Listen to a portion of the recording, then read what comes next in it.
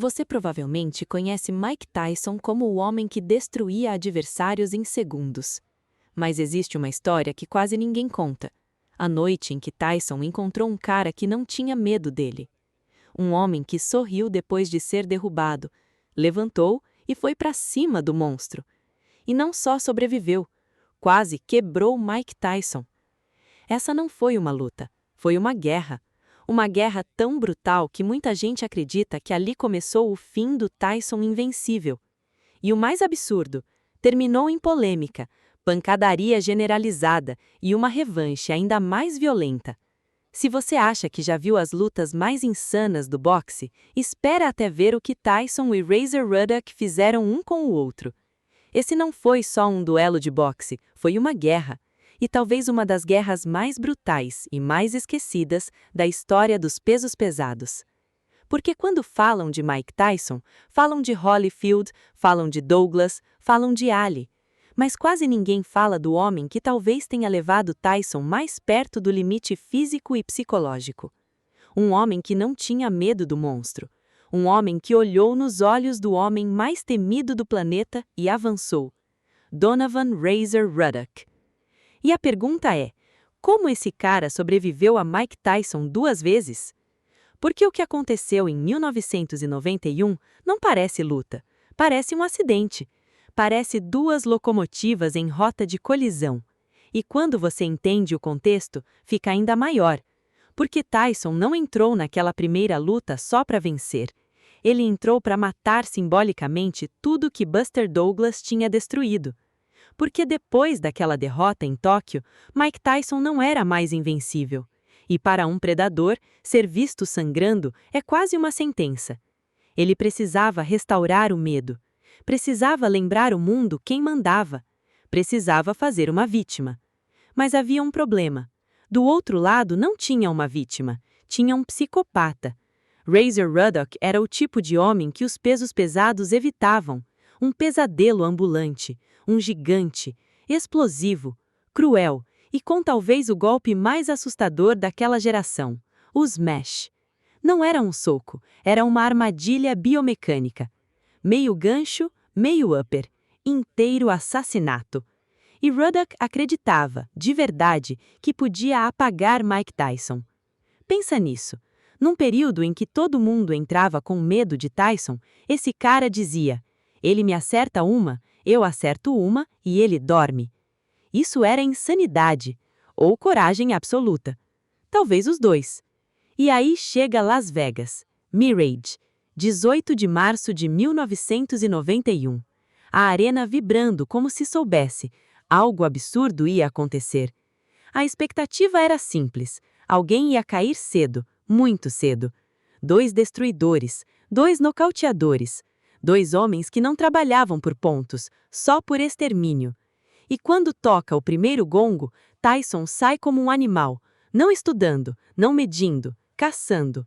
Hooks, uppercuts, corpo, cabeça, violência pura. Mas aí acontece algo estranho.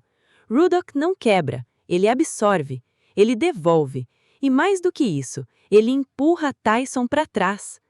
Você entende o tamanho disso? Empurrar Mike Tyson para trás em 1991 era como empurrar um furacão. Não era para acontecer, mas aconteceu. E naquele instante, a luta muda. Não era mais Tyson executando, era a sobrevivência dos 2 lados. Tem um momento no segundo round, Tyson derruba Ruddock. A arena explode. Todo mundo pensa, acabou. Roteiro clássico, mais um. Mas Ruddock levanta, sorri e volta andando para frente. Aquilo é quase cena de filme. Você derruba um homem, ele sorri para você e volta querendo te arrancar a cabeça. Ali Tyson percebeu, esse cara é diferente. E dali em diante vira guerra de trincheira. Golpes no corpo que pareciam tiros, uppercuts que torciam pescoços. E os smash, meu Deus, quando aquele smash entrava, até Tyson sentia. Tem momentos em que Mike recua. Mike Tyson recua. Pensa nisso. E a torcida começa a mudar. Não é mais só Tyson. Agora tem Razor. porque o azarão estava sobrevivendo o impossível. E aí chegamos ao 7º round, a polêmica, a ferida aberta. Tyson encaixa uma sequência brutal. Ruddock cambaleia nas cordas. E do nada, Richard Steele interrompe. Luta encerrada. TKO. Vitória Tyson. Só que ninguém entendeu. Ninguém aceitou. Nem o público, nem especialistas, nem Ruddock. Porque ele estava em pé, ainda querendo lutar, os olhos ainda vivos. E o caos explode. Treinadores invadem, seguranças entram, ringue vira batalha campal. Foi boxe virando motim. E aquilo não parecia um fim, parecia um roubo do terceiro ato. E quando uma luta termina assim, só existe uma solução: revanche. E aí a história fica ainda mais insana, porque a promoção da segunda luta parecia filme de máfia. Ameaças, provocações, promessas de morte. Tyson dizendo que ia matar.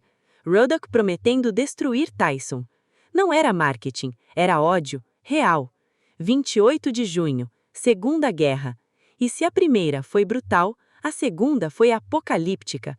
Porque agora não havia mistério. Eles sabiam exatamente o que o outro fazia. E mesmo assim, foram, de novo, no centro do ringue, trocar bombas, como se não existisse amanhã.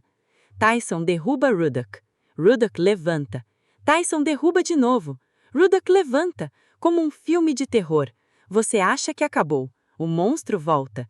Só que dessa vez, Tyson paga preço também. Mandíbula de Ruddock quebrada, olho fechado, lábio rasgado. E mesmo assim ele marcha, sangrando, respondendo, e em uma troca brutal, Ruddock acerta Tyson no ouvido, rompe o tímpano. Mike depois admitiria que o ringue girou. O homem que aterrorizava o boxe estava lutando tonto, sobrevivendo. Isso muda tudo, porque nesse momento não era mais o invencível Tyson, era um guerreiro ferido, tentando sair vivo. E talvez esse seja o ponto que pouca gente percebe. Essas lutas ajudaram a redefinir Tyson. Antes delas, ele era a força da natureza. Depois delas, parecia humano, mesmo vencendo, porque Ruddock mostrou que dava para sangrar o mito. E o segundo combate vai até o fim, 12 rounds. 12, com esses dois. Isso parece impossível, mas aconteceu. E quando o gongo final toca, os dois se abraçam, exaustos, quase destruídos, sem personagens, sem máscaras, só dois homens que passaram por algo que pouca gente compreenderia. Tyson vence por decisão, mas os dois saem transformados, ou quebrados, talvez ambos, porque muita gente acredita que alguma coisa em Tyson mudou ali, como se uma parte da aura tivesse ficado naquele ringue. E olhando para a história, talvez seja verdade, porque pouco depois vem o caos, prisão, queda, Holyfield, orelha, descontrole, como se aquelas guerras com Ruddock tivessem cobrado uma conta invisível. E Ruddock nunca mais foi exatamente igual, como tantos guerreiros que sobrevivem à batalha, mas deixam algo lá dentro, no ringue. E é isso que faz essa rivalidade tão absurda. Não foi só Mike Tyson vencendo um desafiante, foi o predador encontrando alguém que não fugiu, alguém que avançou, alguém que quase mudou tudo. E talvez essa seja a grande pergunta. Razor Ruddock foi o homem que expôs o começo do fim do Mike Tyson invencível? Ou talvez fosse justamente o homem que provou que Tyson era ainda maior do que diziam? Porque sobreviver a Ruddock era também sobreviver ao impossível. E talvez por isso essas duas lutas não sejam apenas clássicos, são guerras históricas. Daquelas que deixam cicatrizes em quem luta e em quem assiste. Se você curte histórias assim, aquelas em que esporte vira épico, já comenta aqui. Ruddock foi o rival mais subestimado da carreira do Tyson? Ou ninguém chegou perto de Holyfield? Porque essa discussão vale briga.